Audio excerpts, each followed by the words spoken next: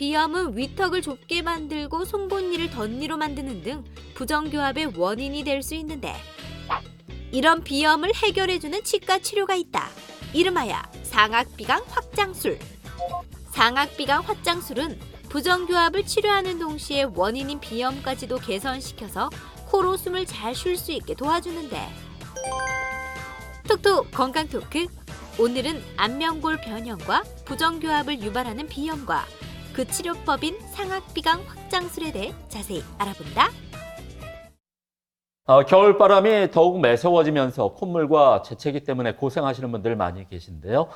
이게 이제 단순한 코감기가 아니라 우리가 흔히 잘 알고 있죠. 알레르기 비염일 수도 있다고 합니다. 네, 그래요. 네. 이 알레르기 비염은 소아의 40%, 또 성인의 경우 많게는 30%까지 이른다고 하는데요. 네. 뭐 누구에게나 나타날 수 있는 질환이잖아요. 그래서 네. 이거 딱 치료를 해야 되나 이렇게 생각하시는 분들이 많은 것 같습니다. 그렇습니다. 하지만 알레르기 비염을 방치하게 되면은 코뿐만 아니라 우리 몸 전체 곳곳에 다양한 문제가 생길 수 있다고 하거든요. 김철원 씨, 장리아 씨, 네. 두 분 생각에는 어떤 문제점들이 우리 몸 곳곳에 나타날 것 같아요? 근데 저도 알레르기 비염이 있거든요. 아, 그래요? 근데 네. 우리 몸 곳곳에 영향을 준다고 하셨잖아요. 근데 저는 사실 잘 모르겠어요. 분명히 불편은 해요. 뭐 콧물도 나고 재채기도 나는데. 근데 그냥 코의 문제 아닐까요? 저는 제가 들은 걸로는 알레르기 비염이 있으면 일단 코로 숨을 못 쉬고 입으로 좀 숨을 쉬게 되잖아요. 입으로 숨을 쉬면 얼굴형이 좀 달라질 수 있다는 얘기를 아하. 들었거든요. 그래요. 잘 알고 있네요, 외연 씨가. 정말 이 성장기 아이들에게 네. 알레르기 비염이 있으면 더 치명적일 수밖에 없다고 하는데요. 네. 톡톡 건강 토크 오늘은 네. 안면골 변형과 부정교합을 유발하는 이 비염과 비염의 치료 방법에 대해서 자세히 알아보도록 하겠습니다. 네. 오늘 도움 말씀 주실 분 나와주셨는데요. 네. 대구 예치과 교정과 박진서 원장께서 나와 계십니다. 네. 안녕하십니까? 반갑습니다. 그럼 먼저 3분 브리핑을 통해서 안면골 변형과 또 부정교합을 일으키는 알레르기 비염에 대해서 알아보도록 하겠습니다. 원장님 부탁드리겠습니다. 네.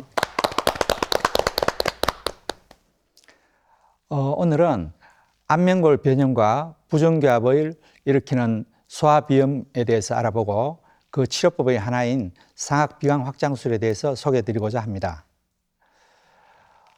코와 목으로 이루어지는 상기도에서 공기의 흐름을 방해하는 여러 가지 질환들이 있습니다. 그 중에서 가장 대표적으로 나타나는 것이 알레르기 비염인데요. 오늘은 이 알레르기 비염을 대표 질환으로 해서 어떻게 알레르기 비염이 안면골 변형과 부정교합을 일으키는지에 대해서 살펴보도록 하겠습니다.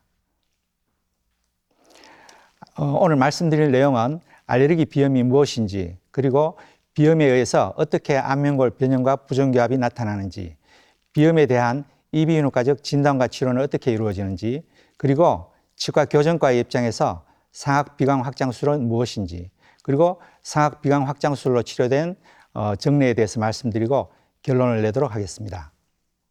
알레르기 비염이란 코막힘, 콧물, 재채기, 가려움 등을 대표적인 증상으로 하는 질환으로서 우리 몸에 도입된 항원에 대해서 특이 임뮤노글로불린 E 항체가 만들어지고 다음에 같은 항원에 노출이 되었을 때 특이 임뮤노글로불린 E에 의해서 진행이 되는 만성 염증성 비염이라고 생각하시면 되겠습니다. 이러한 알레르기 비염에는 아토피, 천식, 결막염과 같은 과민성 질환이 흔히 동반될 수 있습니다. 심하게 진행되는 알레르기 비염에 의해서 수면장애, 피로감, 일상활동의 회피, 생산성 저하와 같은 문제들이 나타나므로 삶의 질을 크게 저하시키는 질병이라고 할 수 있겠습니다. 알레르기 비염을 일으키는 항원으로는 상시적으로 영향을 줄 수 있는 실내 항원으로서 진먼지 진드기, 동물 비듬, 설치류 등이 있고, 실외 항원으로서 꽃가루, 곰팡이 포자, 일본 삼나무 등이 계절적으로 영향을 미칠 수도 있겠습니다. 전 세계 각 도시에서 알레르기 비염은 일반인들에서 많게는 30% 정도 나타나고 있고, 한국에서도 소아의 약 40%, 성인의 10에서 30% 정도가 알레르기 비염을 앓고 있다고 합니다. 또한 유전적인 요인이 많이 작용을 하고 있으며 태아를 잉태하고 있는 산모에서 과다한 흡연력도 문제가 될 수 있겠습니다.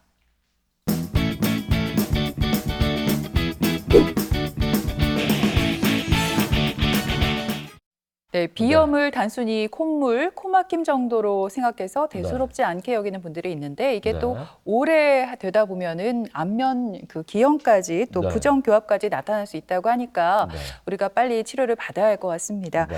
원장님, 그렇다면 이 비염이 과연 그럼 어떤 과정을 통해서 부정교합과 안면골의 변형까지 일으키는지 궁금합니다. 예. 알레르기 비염이 어떻게 안면골을 변형시키고 부정교합을 일으키는지 살펴보도록 하겠습니다. 코는 안면의 중앙부에 위치하고 있으며 코를 둘러싸고 있는 가장 큰 조직은 위턱, 즉 상악골이라고 할 수 있습니다.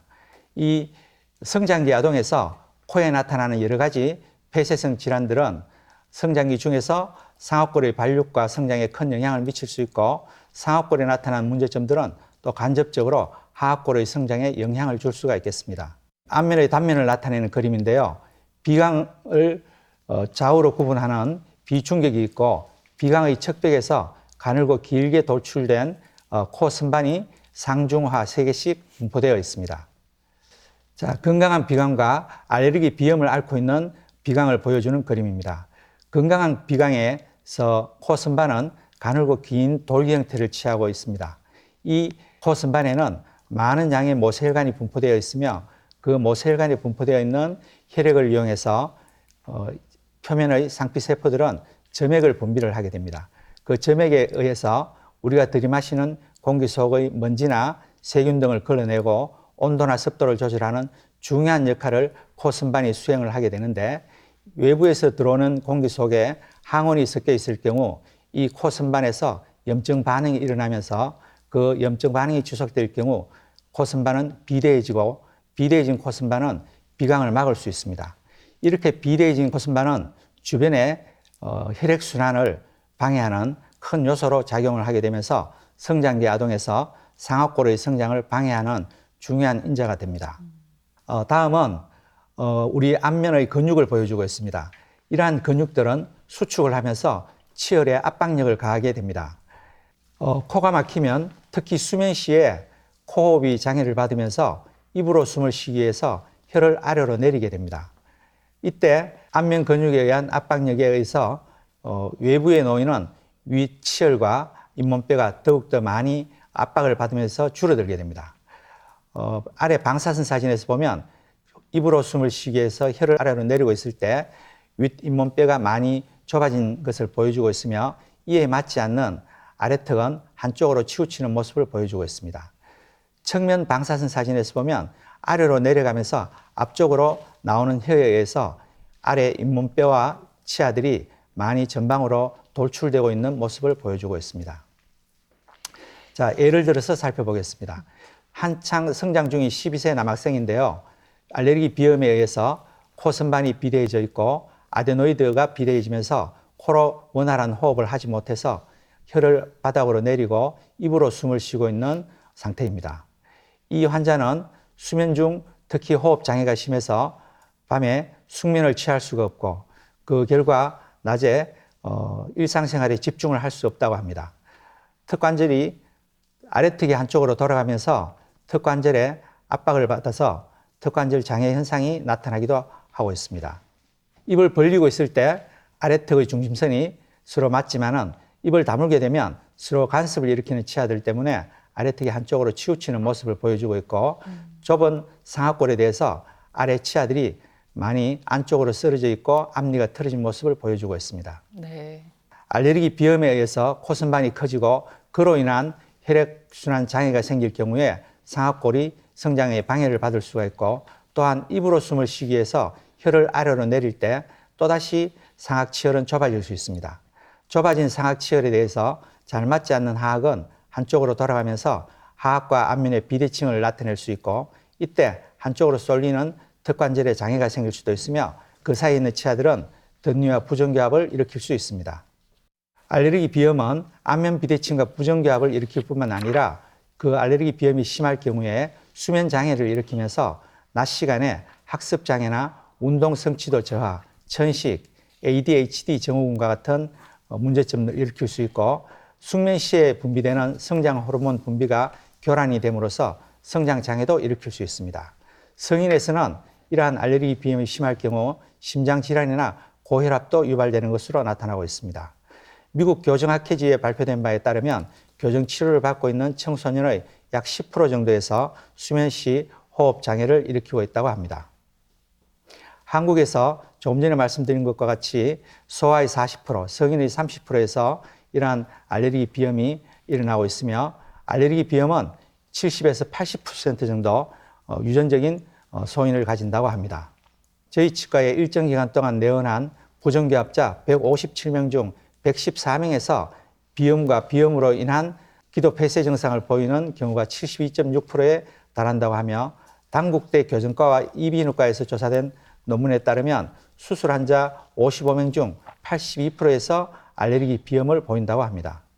네, 저 같은 경우는 이 봄만 되면 콧물이랑 재채기 때문에 아이고. 고생을 좀 하거든요. 사실 지금까지는 그냥 단순한 코감기겠지라고 생각을 했는데 오늘 원장님 말씀을 들으니까요. 아, 제가 알레르기 비염일 수도 있겠다라는 생각이 좀 들었습니다. 예. 검사를 좀 받아봐야 할 것 같은데 예. 어떤 검사들을 통해서 알레르기 비염인지 아닌지를 알 수 있을까요? 예. 이비인후과적으로 알레르기 비염을 진단하는 것은 가장 중요한 방법은 병력을 확인하는 것입니다. 알레르기와 연관된 증상을 보이면서 가족력이 있다면 일단 알레르기 비염으로 진단을 내리게 되고요. 아토피, 천식, 결막염과 같은 과민성 알레르기 질환이 동반될 경우에는 확진을 하게 됩니다. 그리고 알레르기 비염을 일으키는 항원을 찾아내기 위해서 피부 반응 검사나 혈액 검사를 시행하기도 합니다. 알레르기 비염 진단도 중요하지만 또 진단만큼이나 정말 중요한 게 제가 생각할 때는 예. 또 치료에 있는 것 같거든요, 예. 원장님. 예. 알레르기 비염 치료는 어떻게 이루어지는지 너무 궁금해요. 예. 알레르기 비염은 이비인후과에서 주로 행해지겠죠. 이비인후과에서 항원을 회피하는 환경회피요법, 그리고 알레르기 비염의 정상을 치료하는 약물요법, 그리고 체질을 개선해주는 면역치료요법이 주로 사용되고 있고, 알레르기 비염으로 인해서 코순반이 비대한 경우 외과적인 방법으로 코순반을 절제해낼 수 있습니다. 코순반 절제술의 효과를 확인하기 위해서 비강 내부의 면적을 계측하는 음향 비강 통기도 검사를 해볼 수 있는데, 여기에서 코순반 절제술은 약 30에서 35% 정도의 개선 효과를 보이고 있다고 합니다. 자, 다음은 치과 교정과에서 행해지는 상악 비강 확장술에 대해서 말씀드리도록 하겠습니다. 상악 비강 확장술은 알레르기 비염으로 인해서 야기되는 상악을 확장하면서 동시에 비강을 넓혀서 비염의 정상을 개선하는 방법인데요. 이 상악 비강 확장술에 대한 음향 비강 통기도 검사를 통한 효과 역시 30에서 35% 정도로 코순반 절제술과 비슷한 정도의 효과를 보이고 있다고 합니다. 과거의 상악 비강 확장술은 치아에 직접적인 힘을 줌으로써 상악골과 비강을 분리하는 방법인데요. 이때 치아에 대해서 무리한 힘이 가해지거나 상악골과 비강에 나타나는 효과가 적다는 단점이 있었습니다. 그러나 최근 들어서는 상악골에 직접적으로 작은 임플란트를 식립하여 그 임플란트에 힘을 주어서 상악골을 분리시키고 비강을 확장하는 효과를 얻기 때문에 골격에 나타나는 효과가 확실하고 또 장기적인 안정성을 가지고 있다고 합니다. 네, 이렇게 상악비골 확장술과 이비인후과 치료를 병행하게 되면 비염으로 인한 안면골 변형과 부정교합을 효과적으로 치료할 수 있다. 지금 이렇게 설명을 해주셨는데요. 그 원장님, 실제 사례를 통해서 좀 설명을 부탁을 드릴게요. 예, 조금 전에 설명드린 12세 남학생입니다. 알레르기 비염으로 인해서 코선반 비대증을 보이고 있고 아데노이드도 비대해서 수면 시 호흡 장애를 일으키고 있으며 안면 비대칭 그리고 턱관절 장애로 인해서 저작 장애를 보이고 있습니다. 하악골의 비대칭을 보이고 있고요. 이 환자에서는 그 증상이 많이 심하였기에 이비인후과에서 코선반 절제술을 먼저 시행을 하였습니다. 그리고 3주간 상악 비강 확장술을 통해서 비강을 4mm 정도 확장을 하였습니다. 그리고 5개월 후에 안면골이 비교적 대칭성을 이루고 있고 치열에서도 중심선이 맞아 들어가는 모습을 보이고 있습니다.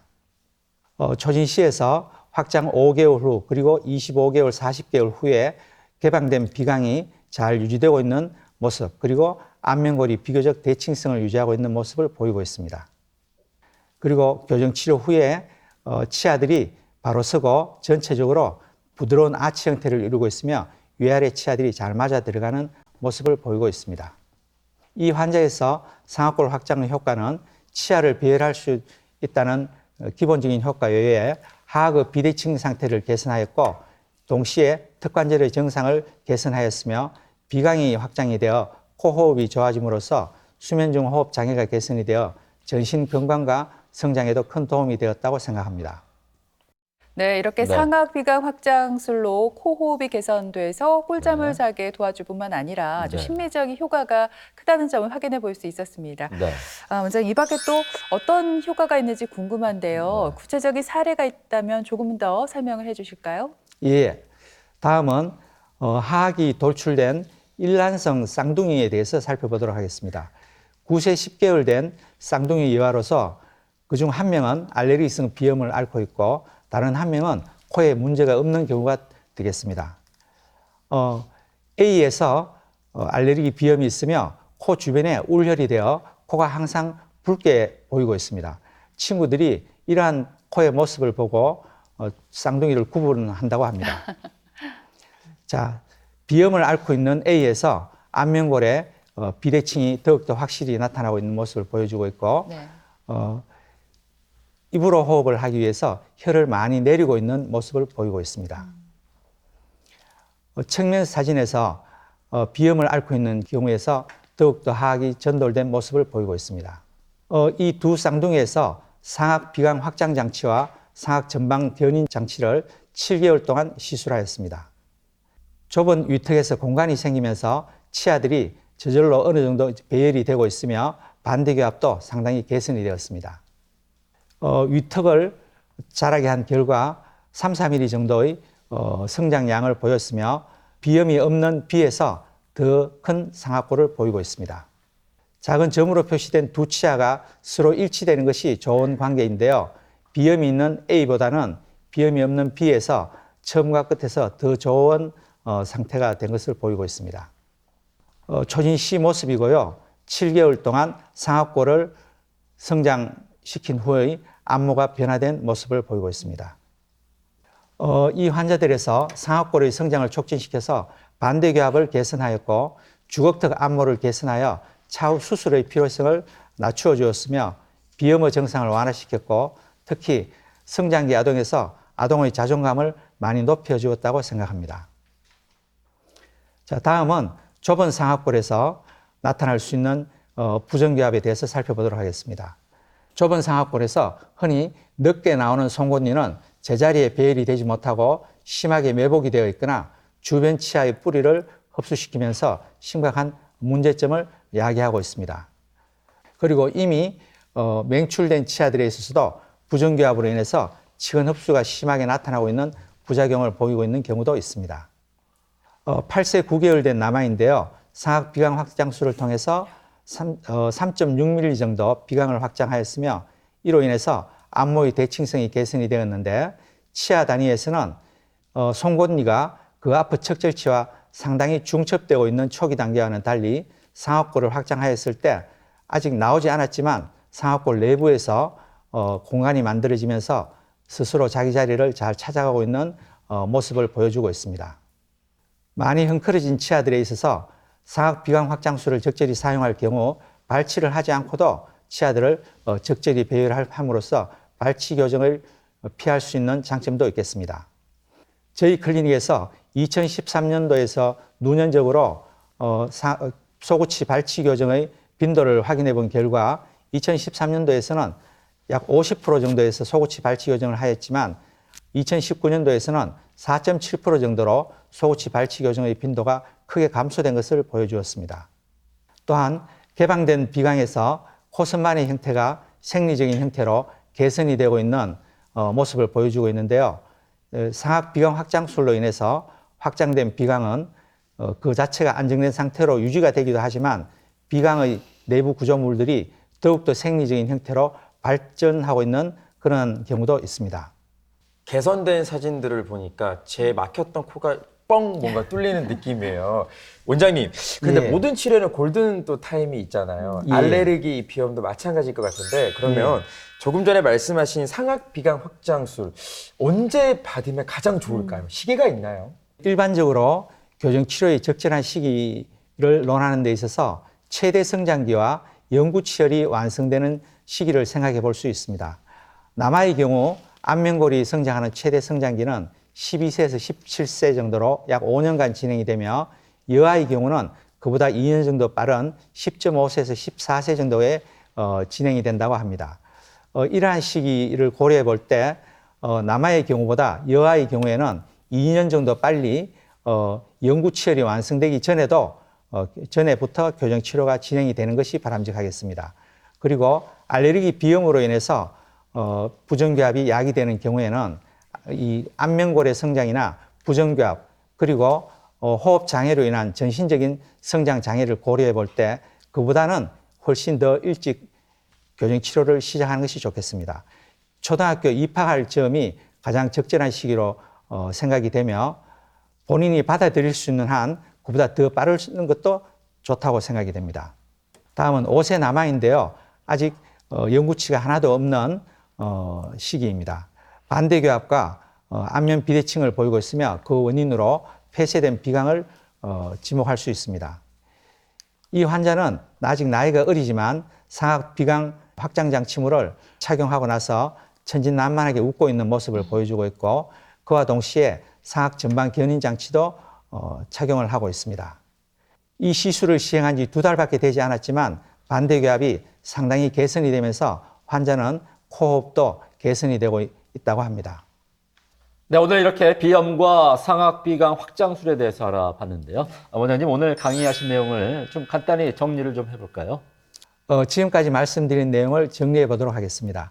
성장기 아동에서 비염 등으로 인한 코막힘은 상악골 협착과 하악 비대칭, 안면골 비대칭을 유발할 수 있고 이때 턱관절 질환도 나타날 수 있습니다. 작은 턱뼈에서는 자라나는 치아들이 덧니나 부정교합을 일으킬 수 있습니다. 알레르기 비염은 유전성이 강하여 부모님 중에 비염이 있을 경우 자식들의 경우에도 유전이 될 수 있고 상악 비강 확장술로 상악과 비강을 넓혀줌으로써 코막힘을 개선하고 상악골의 성장을 바로잡아 줄 수 있습니다. 턱을 넓혀서 덧니를 예방할 수 있고 소구치 발치를 줄일 수도 있습니다. 수면 중 호흡이 잘 되면서 수면의 질이 개선되고 전신 건강과 성장이 제대로 이루어질 수 있겠습니다. 이로 인해 삶의 질이 향상이 될 수 있고 무엇보다도 중요한 것은 적절한 치료 시기를 선택하는 것인데요. 본인이 받아들일 수 있는 한 빠른 것이 좋다고 생각이 됩니다. 네, 들으신 것처럼 비염으로 인한 코막힘을 그냥 간과해서는 절대 안 될 것 같습니다. 지속적인 구강호흡은 부정교합과 안면골의 변형을 유발할 수 있는 만큼 조기 진단과 치료가 무엇보다 중요하다는 점 잊지 마시길 바랍니다. 네, 지금까지 이 시간 도움 말씀에 대구 예치과 교정과 박진서 원장께서 수고해 주셨습니다. 네, 오늘 고맙습니다. 고맙습니다. 네, 감사합니다. 네, 김철원 씨, 장혜은 씨 두 분도 수고했습니다.